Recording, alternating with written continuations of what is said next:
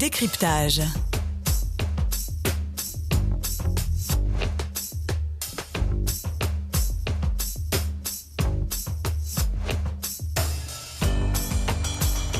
On vous parle beaucoup, et c'est bien normal, de la tragédie qui se déroule en Ukraine.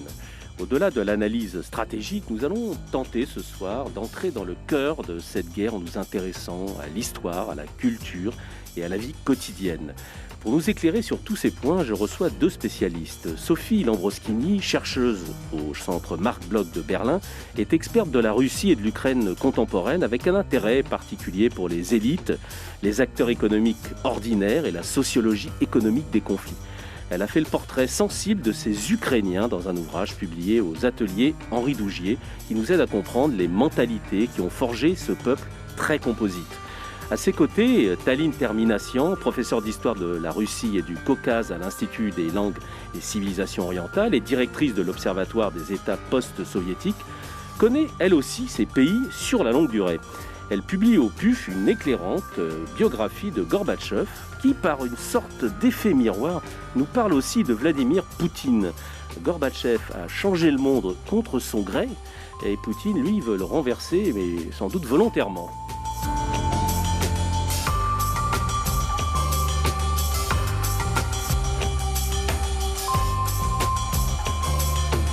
Décryptage, Laurent Lemire.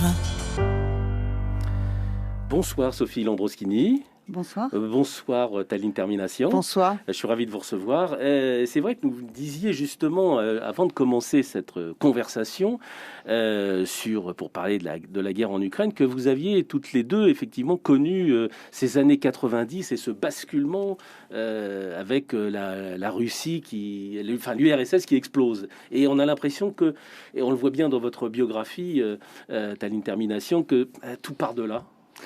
Oui, tout part de là. En tout cas du point de vue de l'actualité d'aujourd'hui.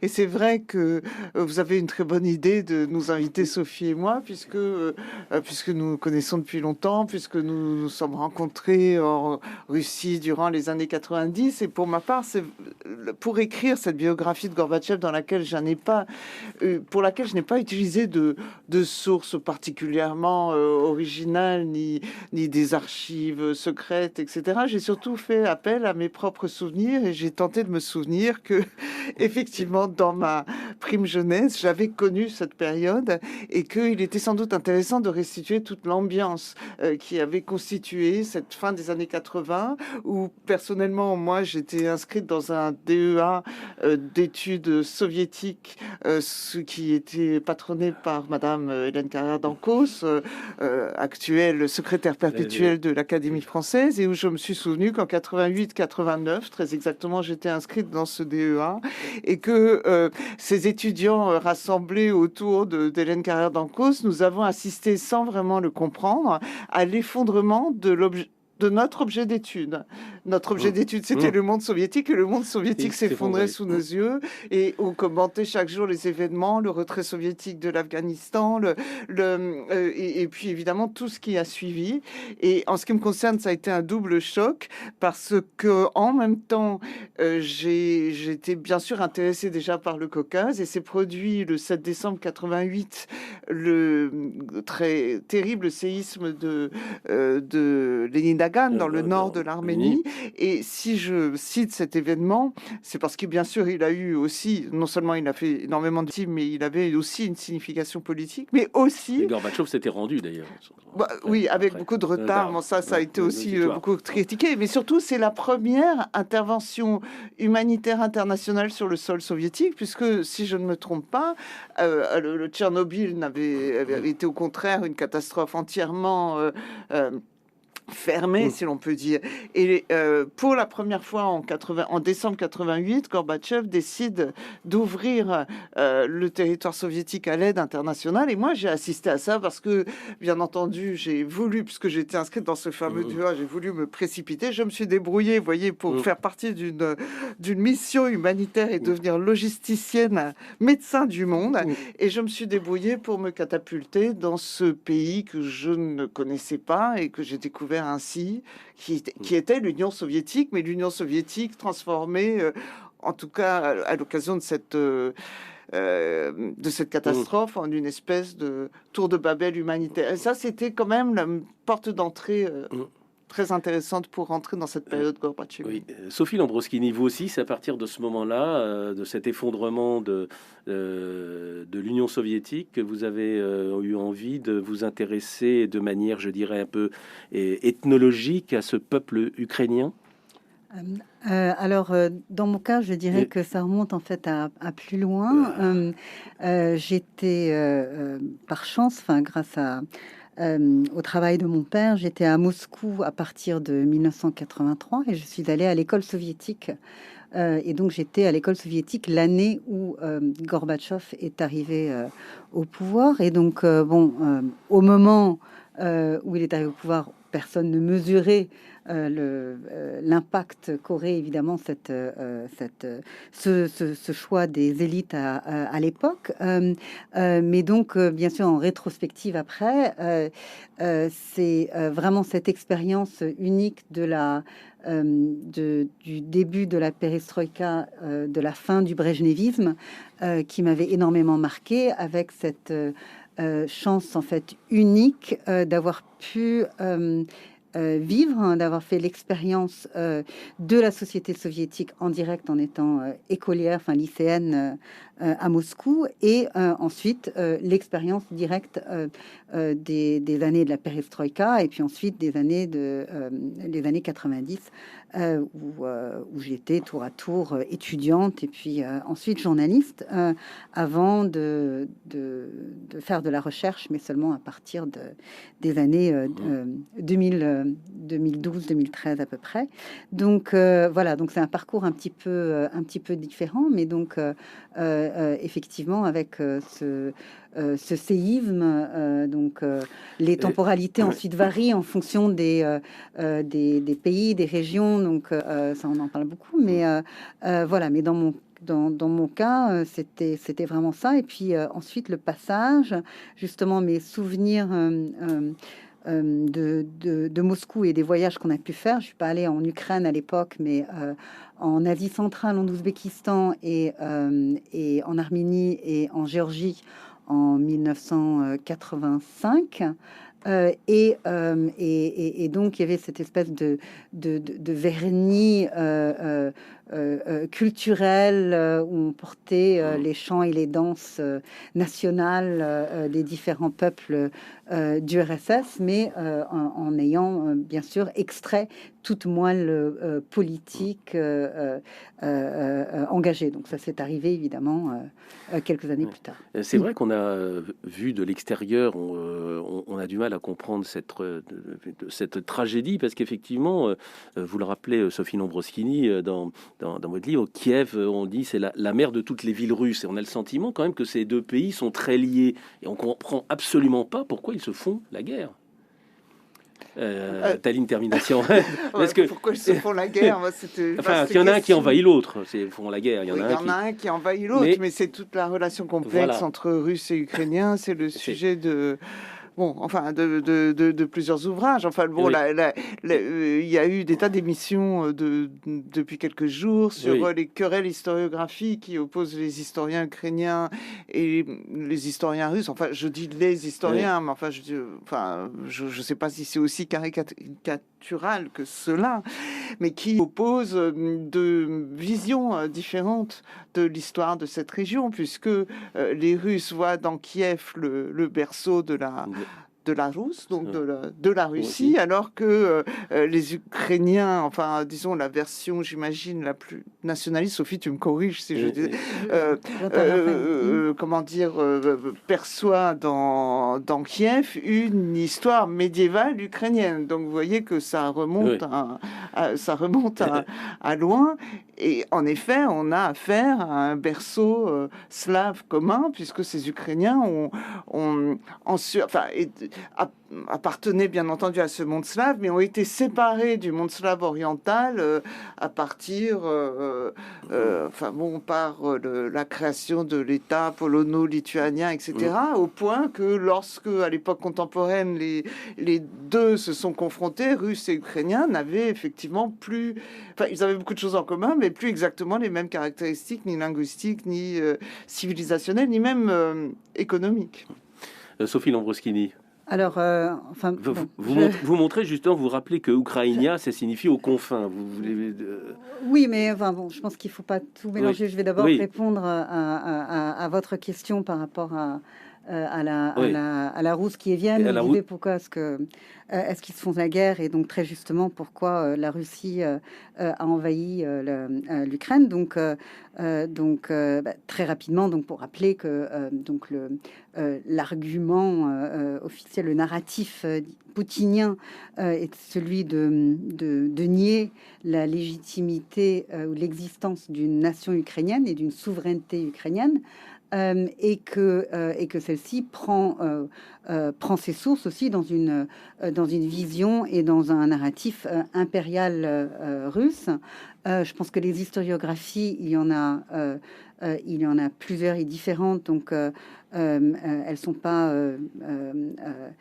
forcément aussi manichéenne, et donc ça dépend un petit peu à quel niveau on se situe au niveau d'un discours idéologique ou des analyses d'historiens qui ont quand même fait des travaux beaucoup plus nuancés et en finesse, mais disons, si on parle de la Rousse qui est vienne comme l'espèce de proto-origine d'un peuple soi-disant russe et ukrainien uni, ce serait un peu comme chercher les sources de l'état de Charlemagne, enfin du Saint-Empire romain germanique. Donc voilà, donc il s'en est passé quand même des choses, et effectivement, et les Mongols et l'État polono-lituanien, et puis ensuite des centaines d'années d'histoire.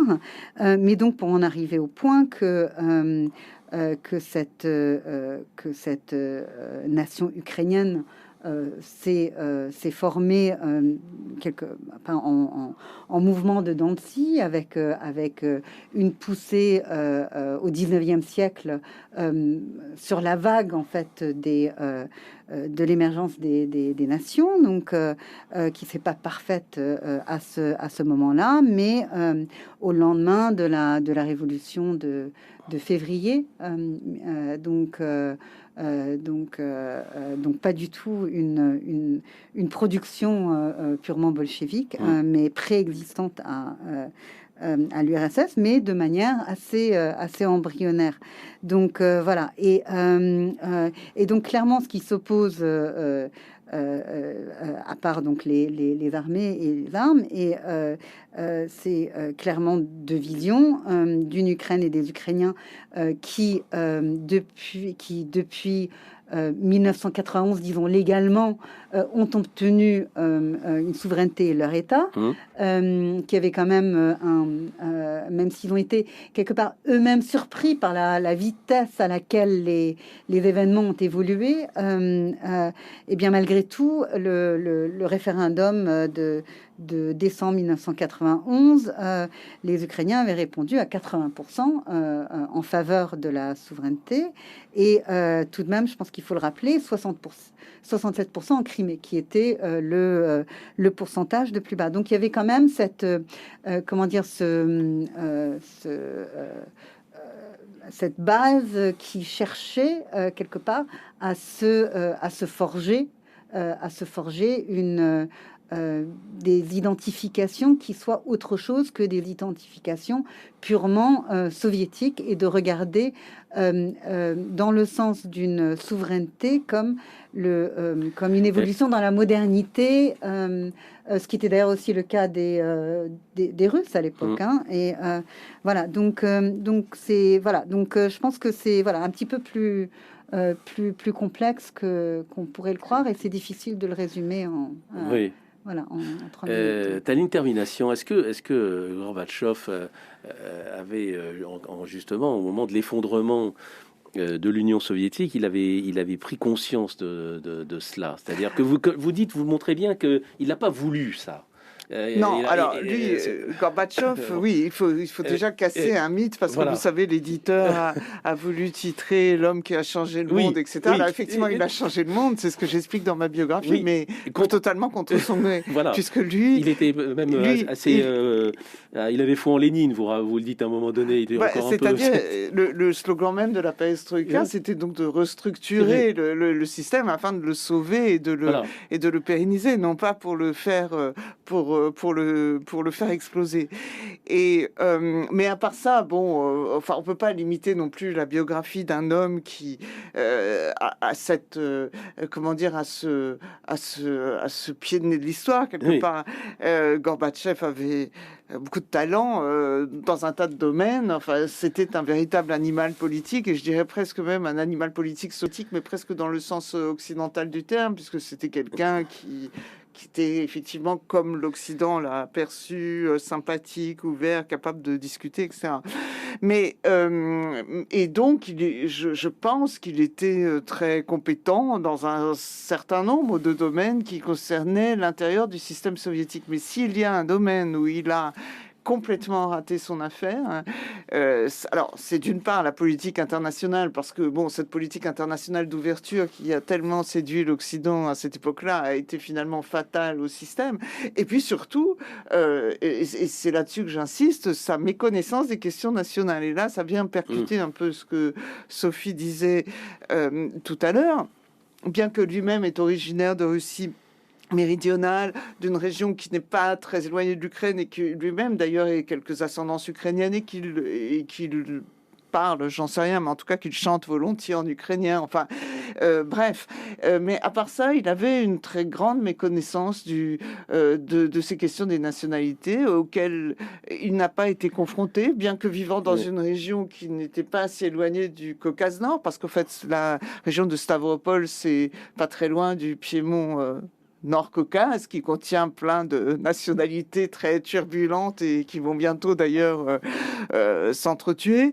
Et puis en fait toute la mosaïque de nationalités que contenait l'URSS, les républiques fédérées, l'Asie centrale, les pays baltes, le Caucase, l'Ukraine, tout s'est mis à exploser en même temps. Et de ce point de vue, il a été effectivement totalement, je crois en tout cas, surpris par ces questions, et ne sachant pas se comporter face à des questions inédites, parce qu'il faut quand même expliquer que l'URSS était censé avoir résolu la question nationale et devait y régner l'amitié entre les peuples. Et en effet, tant que l'Union soviétique existait dans son entier, les peuples en question, avaient endormi en quelque sorte leur vieille rivalité. Chacun avait son territoire. Enfin, en tout cas, les grandes nationalités, chacune avait son territoire. Il était délimité, et puis ça n'avait pas beaucoup d'enjeux, parce que de toute façon, c'était l'Union soviétique qui assurait la sécurité de l'ensemble. Donc, en fait, le grand drame, ça a été l'explosion de ça et de cet ensemble, et le fait que des frontières internationales se sont créées sur les frontières soviétiques. Et je pense qu'en grande partie, le drame de l'Ukraine aussi, c'est ça. Parce qu'en fait, je ne crois pas que Poutine dénie l'existence des Ukrainiens. Je n'ai pas exactement l'impression que ce soit ça, mais il leur dénie la légitimité territoriale qu'il juge avoir été une création soviétique qui ne correspond pas, si j'ai bien compris son discours, tu me corriges Sophie si tu veux, qui ne correspond pas exactement à l'habitacle des Ukrainiens. Et le fait est que l'Ukraine est traversée par des tas de tensions entre Russes, russophones, Ukrainiens, etc. Enfin, c'est d'une complexité phénoménale, mais ça, Sophie, c'est ça bien mieux que moi. Oui. Oui, effectivement, Poutine a voulu décider, Vladimir Poutine a voulu décider lui-même qu'est-ce que l'Ukraine, quoi. Donc voilà. Et donc, en l'occurrence, donc en niant implicitement, je répète quand même, une souveraineté, puisqu'il le dit lui-même, démilitarisation. actuel, statut neutre, et dans ses discours, quand même cette vision héritée quand même du passé impérial, je dis à nouveau, mais aussi nourrie par l'époque soviétique, d'une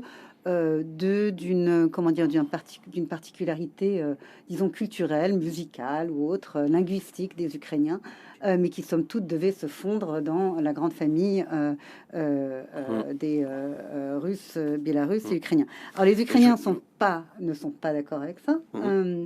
Voilà, et effectivement, comme vous dites, comme Taline disait, donc l'explosion de ces nationalités est quelque chose quand même un moment dramatique parce que ces populations. Oui, je vous propose de revenir. On va faire une petite respiration musicale. On reprend notre conversation tout de suite après. On va écouter un chant traditionnel interprété par le chœur d'enfants ukrainiens d'Odessa, Ô Mater Natal. Radio Notre-Dame.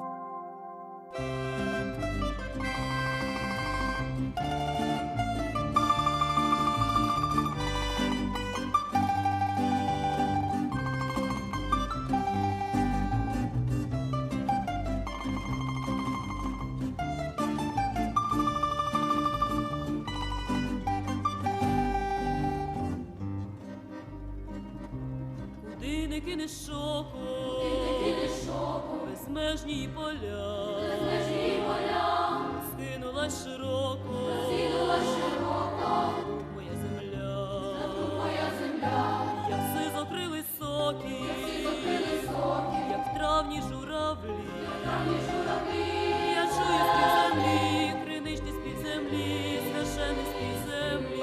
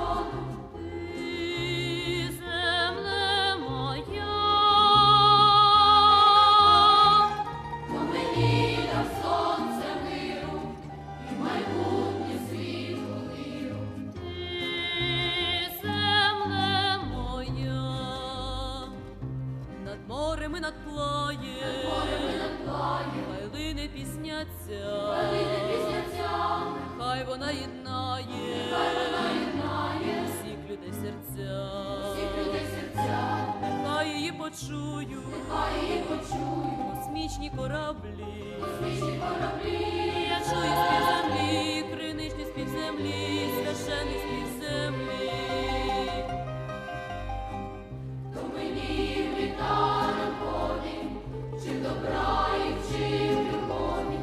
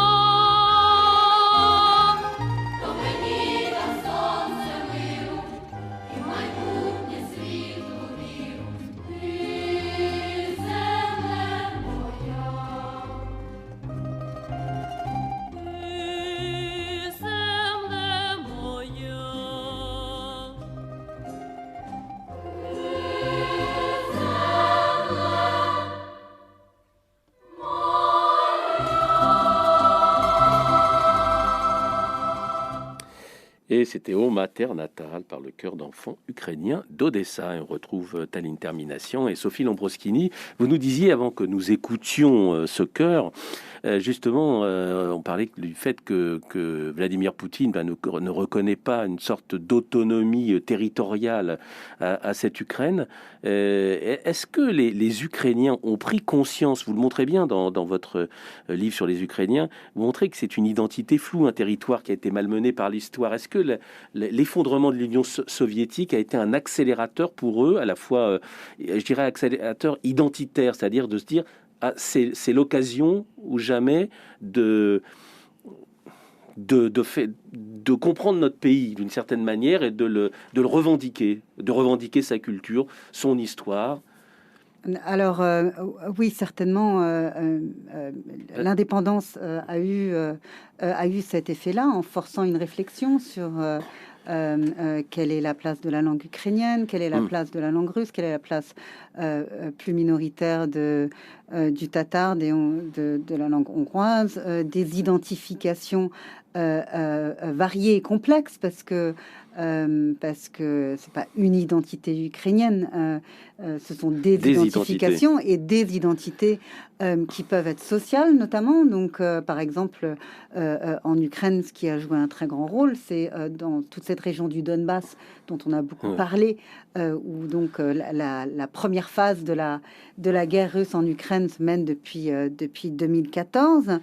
Et bien là, il y avait des fortes identifications sociales liées à l'industrialisation, au travail dans les mines, en usines, et donc une très forte douleur identitaire, quelque part, de perte d'identité au cours des années 90, non pas tellement à cause de l'indépendance de l'Ukraine, mais de l'effondrement du système social et industriel et du tissu économique soviétique. Donc, et donc il faut voir ça comme des identifications aussi à différents, comment dire, dispositions géographiques. C'est qu'il y a des identifications urbaines qui longtemps, jusqu'au milieu des années 2000, étaient plutôt russophones, par exemple, avec une ruralité plutôt ukrainophone. Ce sont des choses qui se sont aussi transformées, que l'Ukraine, au cours des dernières, du dernier siècle, du XXe siècle aussi, un territoire quand même de déplacement de population absolument énorme, et donc il y a aussi créé des tas de recomposition extrêmement importantes. Mais donc ce que je voulais dire, c'est qu'en fait ensuite le deuxième moment clé, c'est 2014, qui sert comme ce deuxième moment très important de l'intervention russe, a quelque part été une machine à forger une cohésion sociale et identitaire nouvelle autour d'une d'identification civique plutôt qu'ethnique de l'Ukraine. Donc, est ukrainien de plus en plus celui qui s'engage dans les mobilisations sociales, celui qui s'engage contre la guerre, contre l'annexion de la Crimée, et celui aussi qui cherche à quelque part à un certain niveau, après 2014, à trouver un langage, un dialogue avec le voisin russe, le voisin du Nord. Et par exemple, c'est quelque chose qui était assez emblématique de l'élection de Volodymyr Zelensky en 2019, qui a été élu donc une grande majorité contre le président sortant Petro Poroshenko, qui lui était porteur d'un discours d'identification plutôt ethnique, religieuse. Il a beaucoup joué sur le tableau de la religion orthodoxe comme identificateur ukrainien, etc. Or, il a perdu. Alors que il se présentait comme chef de guerre quelque part, donc et qu'il avait été, qui était issu du Maïdan, de la révolution et tout ça, et Zelensky représentait quand même aussi cette complexité ukrainienne où presque tous les Ukrainiens ont un grand-parent en Russie, en Biélorussie, enfin un membre de leur famille, enfin donc et donc du coup c'est ce qui rend ce moment maintenant, cette guerre, extrêmement douloureuse pour beaucoup d'Ukrainiens. C'est que par exemple dans les régions de l'est de l'Ukraine, quand j'y étais au mois de février, juste avant le début de cette guerre, eh bien bon, là s'exprimait encore une sorte de certainement pas de sympathie vis-à-vis des positions politiques de la Russie, mais quand même, on sent ces liens existants, familiaux, linguistiques, etc. Et que ces régions-là, dans les entretiens que j'ai pu avoir par téléphone depuis l'invasion, sont particulièrement maintenant remontés contre l'invasion de quelqu'un que... pas de Poutine, il n'était pas forcément soutenu Poutine, mais de l'invasion de quelqu'un avec qui il avait des relations centenaires. Donc voilà, presque comme la trahison ultime du voisin, quoi. Donc comment, voilà. oui, Taline, termination. Comment les Russes justement ressentent cette invasion d'une certaine manière?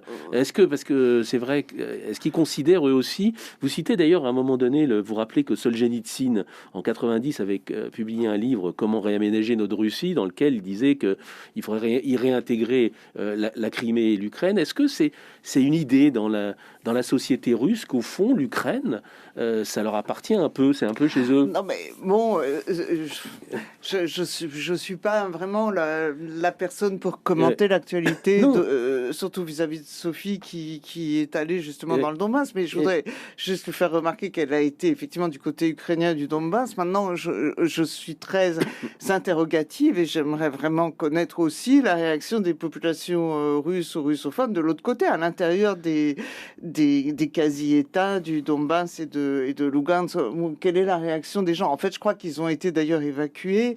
Il y a eu côté russe des espèces de mise en scène de ces convois humanitaires, puisque Poutine a même employé le terme de génocide en appuyant le fait que ces populations avaient été effectivement l'objet d'attaques permanentes depuis 2014. Enfin, cet état dans les républiques du... Oui, les républiques donc séparatistes de Donetsk et de Lugansk, effectivement, se sont autoproclamées, formées au printemps 2014. Ensuite, dans l'état des choses aujourd'hui, en fait, elles sont certaines, les villes de Donetsk, par exemple, est plus préservée à l'heure actuelle que les villes sur le territoire ukrainien. Donc, si on compare Volnovakha, qui a été rasé quasiment ces dernières semaines côté ukrainien, eh bien à Donetsk, en tout cas aux dernières nouvelles, l'eau, l'électricité, tout ça fonctionnait encore. Et effectivement, il y a eu ces mises en scène d'évacuation, de construire ce narratif et de grands mots. Donc, c'est toujours le mot qu'on lance, voilà, comme ça dans la foule de génocide. Mais donc, du coup, du côté séparatiste, effectivement, c'est extrêmement compliqué d'avoir une idée correcte de ce que représente l'opinion, puisqu'il était très compliqué ces dernières années de s'y rendre, et que les sondages étaient compliqués à organiser aussi. Donc, sur quoi est-ce qu'on peut se fonder? Probablement, on peut se fonder sur le vote avec les pieds, je crois qu'on dit, voilà, et que ces républiques se sont petit à petit vidées de leur population en perdant des centaines de milliers de population. Et donc voilà, il n'y avait pas du côté russe cette fois-ci. Enfin, c'est bien ça. Des deux côtés. Ah, des deux, ils pouvaient aussi franchir. Tu vois, c'est des deux côtés. Les deux côtés. Sophie Lombroschini, vous consacrez un chapitre dans votre portrait des Ukrainiens justement à l'image et au statut des femmes ukrainiennes. Et c'est vrai qu'aujourd'hui, il y a plus de 2 millions de réfugiés, et essentiellement, ces réfugiés sont des femmes et des enfants, puisque les hommes restent en Ukraine. Quelle est la particularité? Justement, il y a une évolution de l'image et du statut des femmes en Ukraine depuis l'indépendance. Alors, Parce que les gens que vous avez rencontrés, justement, qui vous parlent de cela. Oui, donc les femmes ukrainiennes comme dans l'ensemble de l'espace soviétique après l'éclatement, ont bénéficié de cette ouverture sur des nouveaux codes, des nouvelles références, des nouveaux modèles, et en Ukraine au même titre qu'ailleurs, donc à la fois héritière de certains codes de la femme soviétique, et aussi héritière, et aussi de cette ouverture nouvelle, et donc ensuite, comme j'essaie juste de montrer aussi qu'il y a beaucoup de choses qui sont communes à tout cet espace post-soviétique, c'est que partout dans cet espace, les femmes ont porté en grande partie la charge de l'effondrement économique et social, et donc les femmes ukrainiennes au même titre que... Taline Termination, vous vous rappelez, vous donnez justement le discours de Gorbatchev où il parlait de la maison commune européenne. C'était en 1989. On est très loin de tout ça. Est-ce qu'il y a quelque chose, il y a une rupture fondamentale quelque part entre je dirais le modèle russe, et l'Occident? Le discours sur la maison commune européenne, c'était le discours emblématique de cette époque qui illustrait la convergence et la possibilité pour la Russie de sortir de l'ordre de la guerre froide et de rejoindre cette fameuse maison commune. Oui. Donc c'était effectivement un discours extraordinairement sympathique, en tout cas aux oreilles de l'Occident, et c'est pour ça qu'il y a eu aussi toute cette dite Gorbimania à cette époque-là. C'était extraordinaire engouement pour ce personnage, et donc pour écrire cette biographie, je me suis basée sur une opposition qui est très banale, c'est pas moi qui l'ai inventée, sur l'opposition qui est que Gorbatchev a laissé une très bonne impression en Occident, alors que dans la plupart des États post-soviétiques, si ce n'est dans leur totalité, c'est plutôt un personnage qui est haï pour tout un tas de raisons. Les Russes, parce qu'il a représenté la perte de la puissance, la fin du système soviétique, et à cet égard, Poutine est justement tient très bien ce discours-là. Je veux dire, ce que ça a signifié la perte de la puissance soviétique et finalement de la puissance russe aussi par derrière. Mais le fait est que Gorbatchev est aussi détesté dans les républiques, précisément parce qu'il n'a pas su se comporter au moment de l'éclosion des mouvements nationaux, au moment de la parade des souverainetés. Et donc on lui reproche toujours quelque chose. Je pense que les Ukrainiens, évidemment, lui a reproché beaucoup de choses, entre autres les conséquences des catastrophes écologiques de Tchernobyl. Il faut quand même rappeler que l'Ukraine a traversé des épreuves totalement épouvantables, mais aussi au Caucase. Par exemple, les Arméniens lui reprochent de ne pas être arrivé à temps au moment du tremblement de terre. Et lorsqu'il est arrivé, c'était pour annoncer l'arrestation des membres du comité Karabakh, et puis qu'il n'avait pas pris aussi suffisamment parti contre les Azerbaïdjanais. Il était évidemment complètement dépassé par les événements et incapable de résoudre ces questions nationales et ethniques qui explosaient, et je n'ai même pas parlé des pays baltes ni de l'Asie centrale, qui explosaient dans tous les coins de l'Union soviétique. Sanfi Lobroskini, est-ce que la religion est importante pour les Ukrainiens? Est-ce qu'on a dit que la religion jouait un rôle dans ce conflit? Est-ce que les Ukrainiens sont très pratiquants? Est-ce qu'ils sont... je pense que dire que la religion joue un rôle dans le conflit... Non, mais certains ont dit effectivement qu'il y avait effectivement entre les orthodoxes qui sont liés à Moscou et ceux qui sont liés à Kiev. Kiev vient de se détacher de Moscou. Ça c'est des jeux politiques et géopolitiques, et que et que bon, l'Église orthodoxe russe à Moscou est une émanation quand même du pouvoir. Donc, je pense que ce serait pas exact et même dommageable, disons, aux croyants pratiquants des deux côtés de dire que la religion joue un rôle. Alors ensuite, juste ce que représente donc la religion en Ukraine, donc à peu près les 2/3 des Ukrainiens, alors je crois que ce sont des chiffres qui remontent à quelques années, se définissent comme orthodoxes, y compris les gréco-catholiques, donc qui relèvent du Vatican, mais de rite orthodoxe. Et donc